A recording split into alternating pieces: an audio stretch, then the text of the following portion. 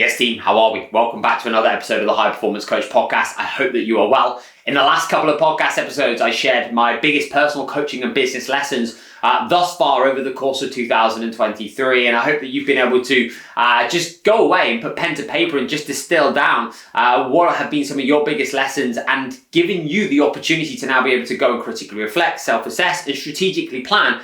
So you can now start to understand what are the pieces of the chessboard that you now know that you need to move going into Q2 that's now going to allow you to iterate, evolve, develop, and improve. And today we're going to actually stay on a very similar theme, and we're going to start to explore the realms of leadership. And I think it's really important to note that this is not me now communicating over the course of the next 20, 30 minutes of how much of a great leader that I am, because I personally believe that's not for me to decide. That is for the people that are around me, my coaching team, our clients, and of course, like close friends and family. That is their interpretation of me as a leader, and it's ultimately now going to come down to their opinion and whether they now deem and see me as a leader, rather than actually for me to be able to say, yeah, this is now fundamentally me. So this is not going to be me communicating like this is what I now believe like incredible leadership is. This is just going to be really just starting to understand, obviously, the different realms and facets of leadership, some of the biggest challenges that I now feel as though that I've faced, some key core principles, and then also the opportunity to now be able to go through a little bit of a leadership matrix so we can start to look at some of the key core considerations that I believe make up a good leader, from which we can then obviously start to build upon. So first thing that I actually want to get you to really think about is, what does good leadership actually mean to you? Like, what and how would you describe a leader? And to build upon that, I also want you to be able to think about a time whereby you felt as though that you have been led incredibly well. What was it about that individual? What did they do? How did they make you feel? What did they say? How did they communicate? And what was it about them that allowed them to create a container, an environment, a connection, and a relationship with you that allowed you to get the very best out of yourself? And how did they behave within themselves? And on the flip side of that, I also want you to think about a time whereby you don't feel as though you've been led incredibly well, where there was potentially a little bit of conflict, there was a clash, it actually didn't align, and actually you maybe didn't respect, value their leadership qualities, and therefore obviously that led to a breakdown. And I think it's powerful that we actually reflect back and realize that you will have been obviously in these situations, I believe, in so many different realms and in so many different ways. If I now look back, like the big thing for me was actually looking at obviously my football managers that I've had over the course of the 20 or so years that I've now played. There were some managers that were incredible leaders. And there were some managers that I played under that I just felt as though they operated from this space and this place of command and control. I don't really feel as though that they were able to communicate with me and all the team, and they weren't really able to get that buy-in. And they really struggled, and it's really powerful to actually reflect and understand, well, why is that? What was it about that didn't work or did work? And I think if you can do the same, it allows you to then trait jack and start to understand, because these are going to be some of the biggest and the greatest lessons that you can start to obviously compartmentalize and start to look at, which will obviously now shape and mold more of what you do want to be and less of what you don't want to be. And there are so many differing styles of leadership, and there's no like inherently this is the right way, but it's about understanding you on an even deeper level, and then also then looking at, right, okay, who is it that I'm now working alongside, and from a leadership perspective, how can I now get the very best out of those individuals, and what is it I now need to put into play, which is now going to come down to obviously you climbing your own mountain, but then also climbing the mountain of how do I create the environment and the container that's now going to allow me to get the very, very best out of the people that I'm around. The second thing I want you to think about is, what's the hardest thing that you find about leadership? Because I believe that everybody is a leader. And if you're listening to this, you, in my opinion, are growth-minded. You have aspirations to be able to now have a bigger and a greater impact. I believe that many will obviously value self-mastery and will want to now be able to continue to influence on a larger scale. And in doing so, you'll have people that will now be looking up to you. You may potentially obviously have a team around you, and you'll have a whole host of differing roles and responsibilities. And the further the mountain that you climb, the thinner the air and the smaller the paths. Therefore, it means that there's less people up there for you to now be able to necessarily connect, communicate with, and therefore, obviously, it can become quite difficult because you can get stuck in your own head, especially when you feel as though you've got so many people looking up to you. So what is it right now that you actually find hard and or challenging about being a leader at this present moment in time? And again, this isn't about understanding this is great, this is bad. It's just giving yourself the space to be able to recognize, realize, and appreciate, right? Okay, this is where I am, this is how I feel. These are the traits I believe of a good leader based upon what I've experienced. And that's going to now allow you to use, again, those lessons, those experiences to your advantage, which is going to be absolutely huge. So if I look at some of my biggest mistakes that I've now made, and this could actually be a podcast episode in itself, but I'll just distill it down into a couple of key points. Number one, I feel as though for so long I lacked so much authenticity. I didn't necessarily want to have an opinion. I didn't necessarily want to allow myself the opportunity to now be to step into myself. I felt as though that I had to be somebody that I wasn't to try and people please, to try and actually fit in, to try and get people to now like me. And therefore I was basically questioning my every single move. I didn't back myself. I didn't have the confidence, didn't have the courage within myself. And ultimately I had to leave myself to be able to now find myself because I spent so much time trying to be somebody that I wasn't. Therefore, I was basically disconnecting with oneself, which obviously then led to a barrier being up, which then stopped me from being able to really connect on the highest level with my people. And therefore, obviously, that had a huge impact in terms of trust, connection, which I now believe is at the forefront of absolutely everything. Because simply enough, I was afraid of not being liked. I felt as though that I was an imposter. I felt as though I was afraid of being judged. I felt as though that I wasn't worthy, I wasn't good enough. And therefore, the easiest way for me to now be able to protect myself was to be able to leave myself, which was, this is basically who I now want to show the world that I am. Because that way, obviously, in doing so, it kept me safe. But in actual fact, that drained me of energy and stopped me from being able to really do and behave in accordance with Joe, and also allow myself the opportunity to be actually able to become even more vulnerable and realize and recognize that my incredible clients and incredible coaching team that I had at the time actually needed Joe exactly as he was today. They needed the vulnerability. They actually needed the I don't know. And they needed me not to actually have all of the answers, but I felt as though that if I didn't have the answers, that was weak. If I felt as though that I had to ask for help, that was weak. I felt as though that if I wasn't always leading from the front and smashing it and crushing it and dominating and doing incredibly well, then people wouldn't want to work with me because I didn't have all my shit figured out. And therefore, obviously, that led to me basically just burning out and feeling lost, lonely, and questioning my absolute kind of entire identity, which feeds quite nicely onto point two, which was I then basically tried to do absolutely everything by myself.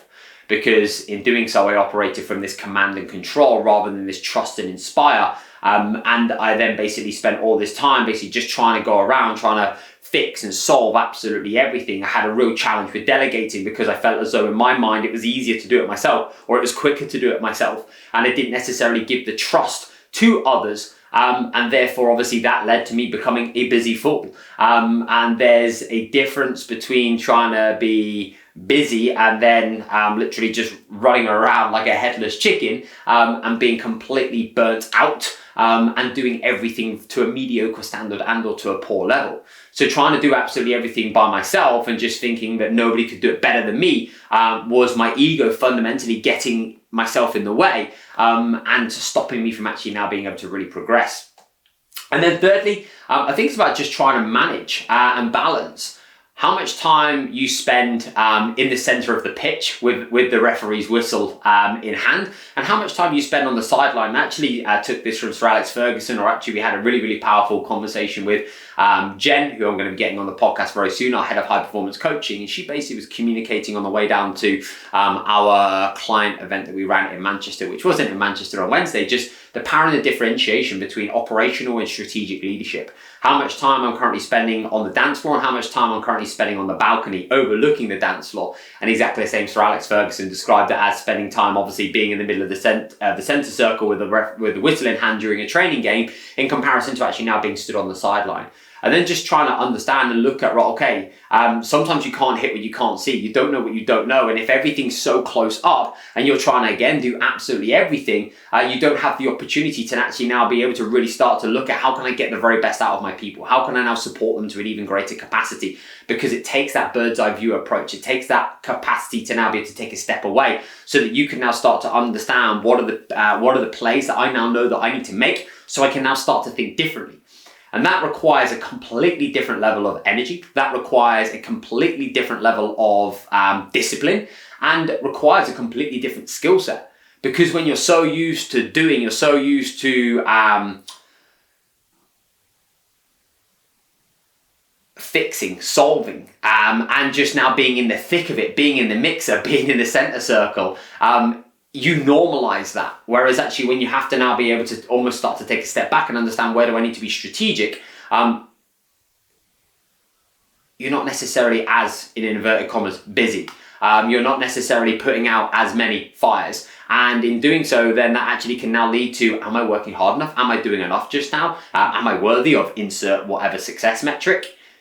And for me, it was just about recognizing, right, okay, as I grow and as I evolve and as we grow as a coaching company, it's about then recognizing and realizing, right, okay, from a leadership perspective, where do I need to develop and evolve? Where do I need to spend more time, more effort, and more energy? Where do I need to provide more autonomy?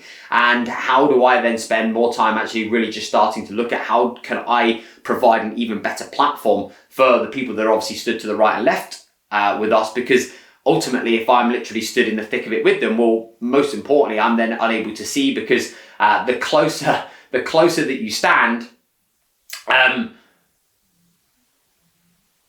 the less of a perspective you have in terms of what's now really going on, and it's your ability to now be more proactive instead of now reactive, which is going to be so integral, obviously, as a leader. Does that now mean that you're not coaching or doing all these things? Absolutely not. But it's about understanding just the differentiation between how much am I working in, how much am I working on. If you have a team, it's like how much of a platform am I actually now giving them to be able to develop, as an example. And again, this could be a whole new podcast episode in its entire entity. So let's have a look at 5 leadership principles. Number 1, this is the first one that I took from Eddie Jones, and I absolutely love this because it really allowed me just to understand just the leadership cycle that I believe that we all go through. And whether you're now looking at the Olympics, whether you're now looking at any football team, or whether you're now looking at any kind of organization, I believe that every single team will now go through this, or individuals. And in this, we recognize and realize that the seasons and cycles are now going to differ. But I would love to know whether actually this now resonates and radiates to you. And that is, number 1, you create a vision. You create a vision in terms of what you're now looking to build, what you're looking to create, where you now want to be, and what is that fundamentally North Star that you're now working towards. You then spend time obviously starting to put the foundations and the building blocks in place. From a coaching perspective, that now might be really just starting to get clear of your marketing, really get clear of your messaging, understanding your niche, and now being able to really just start to put the basic systems in place. You then start to experiment. You start to chop, change, iterate, add, adapt, and just adjust based upon obviously what you're now seeing that's working incredibly well, that isn't necessarily working well. You then win. You gain some success. You overcome challenges. You overcome hardship. You overcome some setbacks and some barriers that were potentially put up in front of you. And then you get to a point where it's like, okay, now what? Now where do I go? And again, I've spoken about this in this regeneration phase podcast episode that I did a little while ago. That also might be, in terms of business perspective, a potential financial target or metric that may be hit. Might be a contract that may potentially get won. In a sporting realm, it might be winning an Olympic medal. It might be obviously now winning a certain title. And then once you've done that, it's then about looking at, okay, how do I then destroy and rebuild and iterate so that I can now continue to develop and grow? Because if you're not now developing and growing and actually rebuilding, you're ultimately, I believe, going to be decaying, because you have to evolve and grow. Because if you're not, and you're not improving, you're not getting better, then you're ultimately going to fall behind. So the leadership cycle, you create a vision. You then build upon that vision based upon obviously what are the foundations and the pieces of the puzzle that I need to put in place. You experiment, you start to see what's working well, what's not necessarily working well with your systems, with your marketing, with your messaging, with your all those different things. You then win, you gain some success, and also you have challenges and failures that you are then able to overcome, you're able to then learn from. You then ultimately get to where you now expected or wanted to be. And then all of a sudden you have to now destroy, rebuild, and recreate that vision in terms of that next journey that you're now going on. And I thought that was really, really powerful for me. And that just allowed me to recognize and realize that it's normal to go through these seasons and cycles, and organizations are always now going to go through organizational change. And in doing so, there are different pieces of the puzzle that then need to be taken into consideration. And it's just completely normal to have these challenges. And ultimately, the further you climb, the bigger and the greater the challenges. And then it's about understanding, what is it that I now need to leave behind? Where do I need to iterate? And what is it that I now need to explore even more so, because old keys don't unlock new doors. Number 2, knowing your North Star.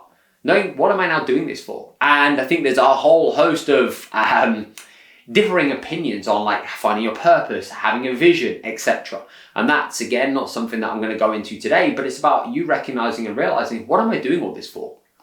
Why is this now important to me? Why do I now do what I do? What is this kind of North Star, vision, passion, purpose that I'm now getting out of bed for? And how can I now communicate and convey that in a way that actually will now allow me to bring people that have a similar perspective, obviously, towards me?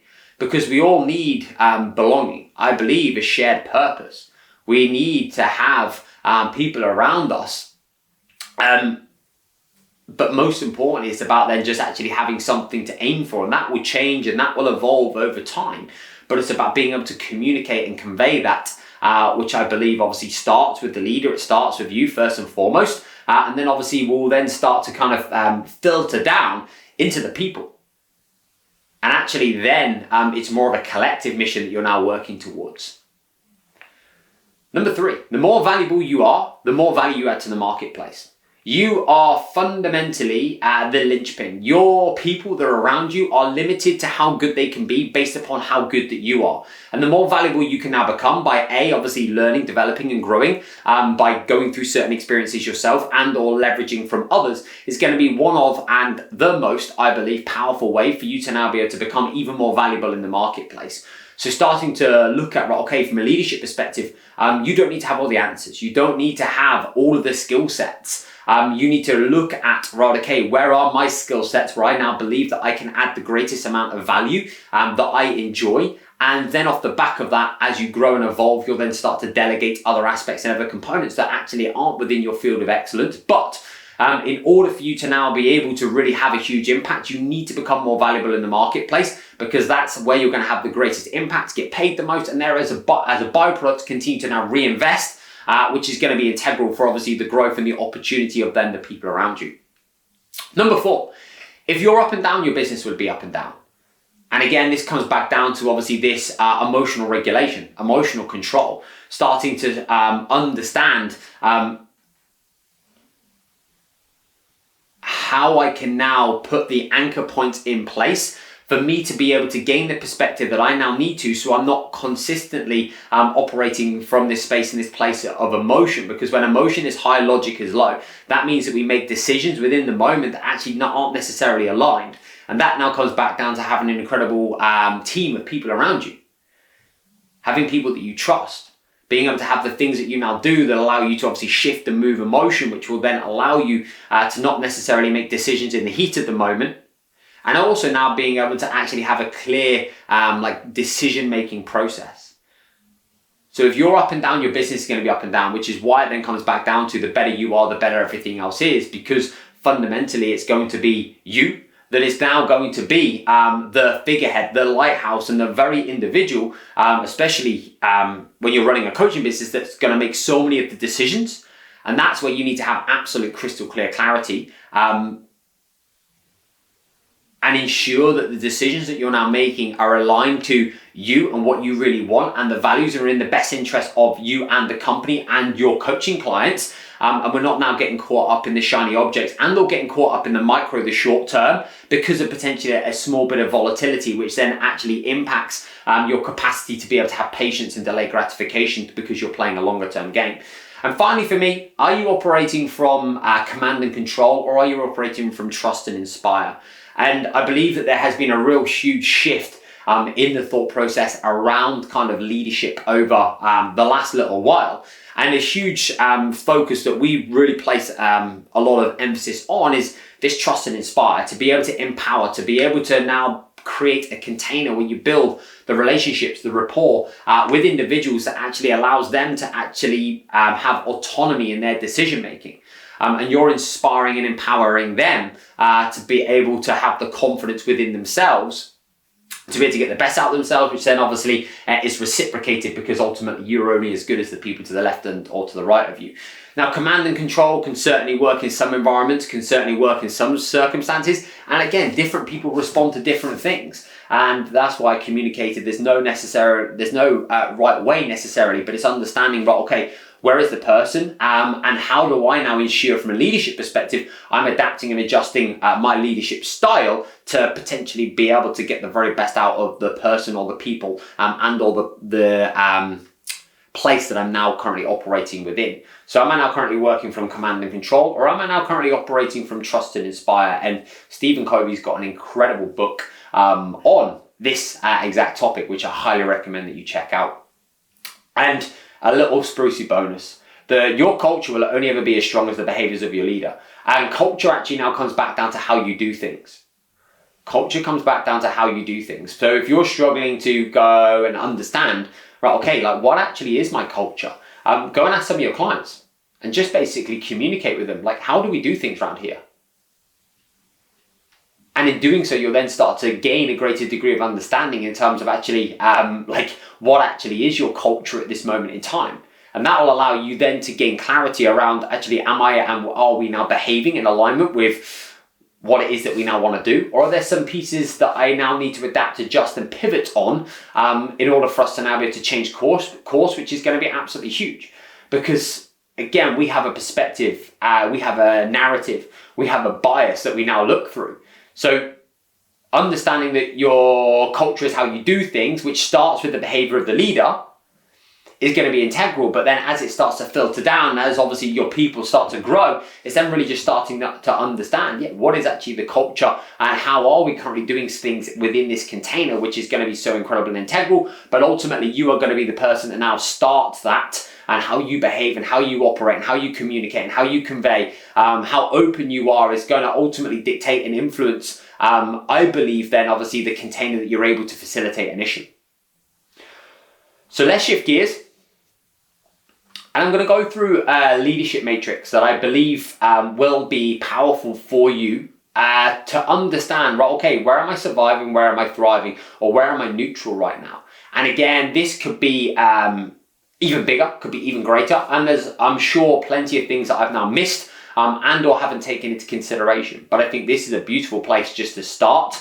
And then obviously allows you the opportunity to understand, right, okay, this is where I can start to place more focus, more energy and or more intention. Or actually, do you know what?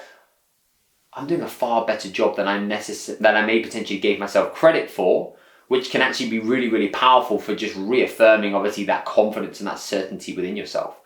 So first and foremost, if we look at effective communication, right now, how well do you believe that you communicate?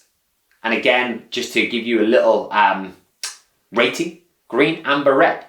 We also have, whenever I communicate or whenever I do any of these with our kind of high performance coaches, we have like Gramber or Ramber because they believe that they're currently in between. So you may potentially be the same. But how well do you communicate? How well do you communicate with yourself? How well do you communicate with the people around you?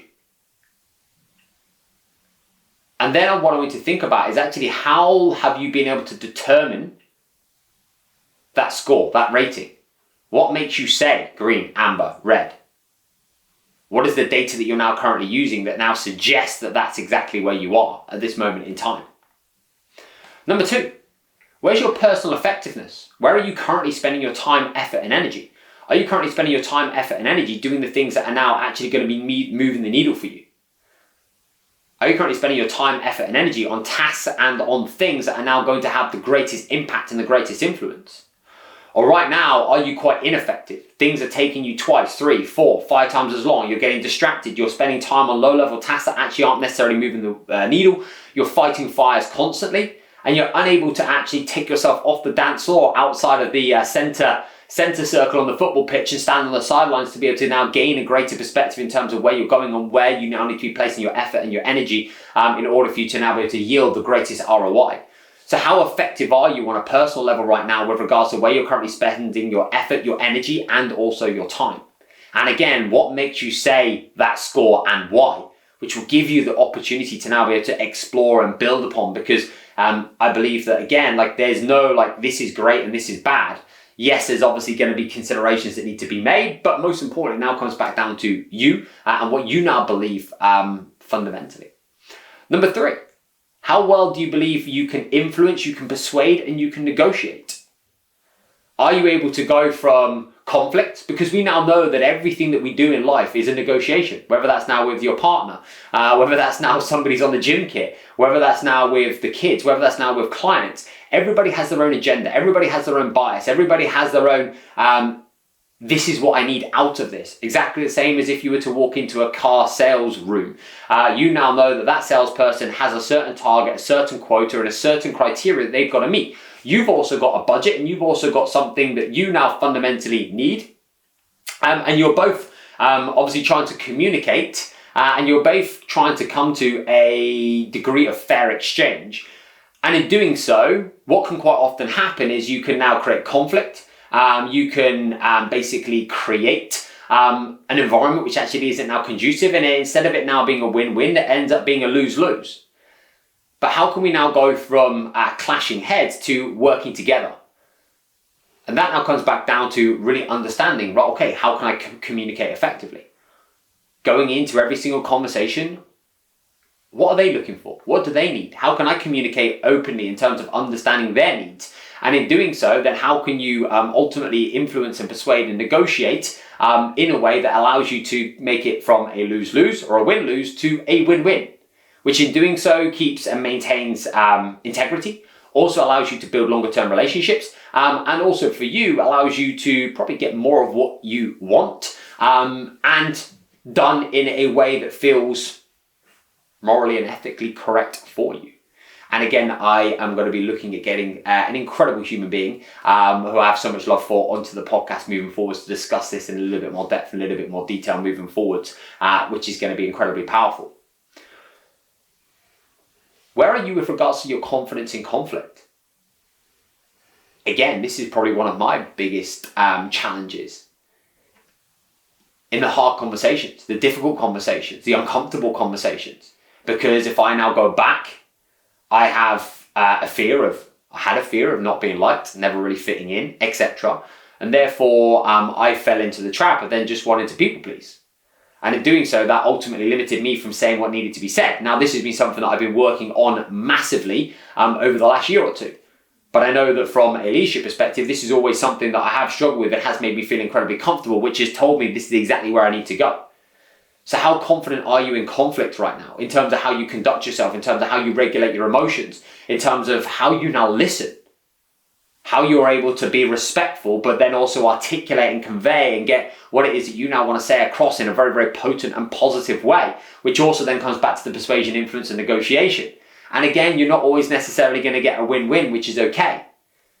But I think keeping dignity in check at all time is going to be so incredible and so integral in terms of you now having this kind of longer term infinite play. What about your team performance? And if you don't have a team right now, think about some of the people that you now know that you rely upon and that you now know that you collaborate with, maybe on a consultancy basis. Do you now have the power to now be able to get the very, very best out of others? Do you understand what it is that they're now looking for? Because every single person has a different set of needs and has a different set of emotional concerns. And we all live within these bubbles. And within these bubbles, we see a world in a certain way. And therefore, as a leader, it's so powerful to understand what exactly is this individual now looking for? What do they now need? And how can I now fundamentally give them what they need so that we create a platform for them to be able to now get the very best out of themselves because they now feel safe? And when there's that psychological safety, that has a huge, huge, huge impact on what you have the capacity and the power to then be able to really go and do. And that is the foundation from which everything else is built upon when you're trying to build a team. So if you're now looking at hiring a success coach, you're now looking at hiring somebody from a marketing perspective, or you're looking at any other kind of hire within obviously your coaching team, then understanding right now, okay, where are they? What are they now looking for? How do they see the world? What do they now really need? What do they value? And then how can you start to support them with that? And that comes back down to having a conversation. It comes back down to getting to know one another. That comes back down to asking the right questions. But in doing so, if you can get the very best out of the other people around you, you can provide them with the autonomy, you can provide them with the psychological safety and the trust, and then obviously the roadmap from which they can then build upon, they will be absolutely unbelievable, so integral, and then your output will be 2 times, 3 times, 4 times, 10 times, which is going to be incredible. Which brings us nicely on to delegation. How well do you delegate at this moment in time? Or are you currently operating from that, it'll only take me 2 minutes? Nobody can do it as well as me. Nobody understands. Or it's better if I just basically do it by myself because that's what I've always done and that's what's always worked for me. Or even this fear of actually now letting go, relinquishing control. And again, that was a massive challenge for me because my ego fundamentally got in the way. And also I just normalized being so busy and doing absolutely everything that as soon as I took a step back, I then started to question myself. And that actually had a huge impact for myself because I had space. And then when I created that space, I then just did more low-level work because I didn't have any other values and I didn't have clarity because I didn't have that strategic leadership opportunity to be able to see, right, okay, what is it that I now know that I needed to do? So how well are you currently delegating? Are you now able to communicate, put the systems, put the KPIs in place, and obviously then support that individual to the best of your capacity in order for you to now be able to come together as a collaborative and as a team, which is going to be huge. Do you have a process for decision making? Is there logic behind your decision making? Because once again, every single day we have negotiation, every single day we have decisions to make. So do you have a clear set of questions and or like critical thinking thought process that allows you to understand the decisions that you're making that are now going to either move you one step closer or one step further away? What are you now willing and open and okay with regretting? And how are you now able to filter the decisions that you have to make so that obviously you can become even more efficient and effective and you can keep the boat moving faster, which is going to be key when you're now looking to grow and evolve. So how well do you believe that you make decisions, or do you currently ponder? Do you potentially take too many opinions and therefore don't have clarity? And again, I think sometimes we have the fear because we have to take responsibility for the outcome. And what if the outcome isn't then what we want it to be? But it's then about understanding, well, what do I now need in terms of gathering and collating the data and the necessary, and then also then being able to have the people to the left and right of you to be able to now soundboard, and then most importantly, for you to then be able to take ownership and responsibility. And again, like this will happen as you start to develop and gain more lessons through experiences, which will allow you to have a bigger and a greater data set from which you can now build upon, which will then probably improve and increase the speed of decision making around certain things that you now do, which will be absolutely huge for you, your emotional and energy bandwidth, and will allow you to move forwards at a quicker rate. And what about your emotional intelligence? Understanding obviously one's emotions, understanding somebody else's emotions. And again, that is a whole podcast for another day. And again, I believe that now comes back down to you being able to really start to inherently understand yourself, and being able to read a room, being able to necessarily understand the person, listening to what they're saying, the facts, the throwaway comments, the body language, the non-verbal communication that's presented, whether that's now in person or even over Zoom. But just being able to do that is allowing you to then be able to start to understand somebody on an even higher level, which then will ultimately impact how you communicate, what you say, and also, more importantly, what you don't say. So if you have a look at those key points, where do you now believe you're surviving? Where do you now believe you're thriving? Where do you believe you're doing incredibly well? And why do you believe you're doing incredibly well within that kind of little realm? And where do you now feel as though that you need to kind of build and develop and enhance and improve as a leader? And again, being a leader isn't knowing it all, isn't having it all, isn't being able to solve it all.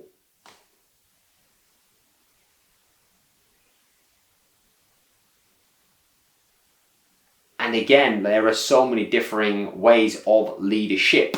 And some of the very best leaders you don't even know exist. They're not the ones that are leading from the front. They're actually the ones that now lead from the fringes. They're the ones that maybe lead from the back. And differing rooms and differing environments require different leadership styles. But most importantly, it comes back down to how well do I now lead myself? Which then comes back down to, am I stacking the odds in my favor that I am who I say that I am and do what I say that I do? Have I got the anchor points in place that are allowing me to be able to emotionally regulate and therefore make better quality decisions? And for us to be able to explore that, ourselves and now know that your impact is now going to be limited to your own personal story, which means you've got to be able to go and do stuff yourself, which is going to be so integral, I believe, and balancing and managing obviously that difference between obviously the theory and the practical.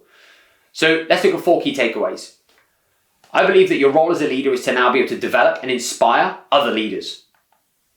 You have to first seek to understand, and you've always got to assess the temperature of the room, which requires you to go onto the dance floor. It requires you to go into the center of the pitch sometimes, and understand what is now currently going on. What is the temperature of what's currently being said? Which is going to be integral, because that's going to be important, because if you disconnect and disassociate yourself, you have an inability to then be able to become as relatable, and then you don't necessarily know what's going on as well. Thirdly, this was so powerful for me. It was just appreciating and recognizing that people needed me exactly as I was today. Realizing that they didn't need me to have more experience. They didn't need me to have more qualifications. They didn't need me to have more answers. They don't need me to be in better shape, have worked with more clients, insert whatever like other thought process that we tell ourselves that we need to develop, build and do. People need you exactly as you are today.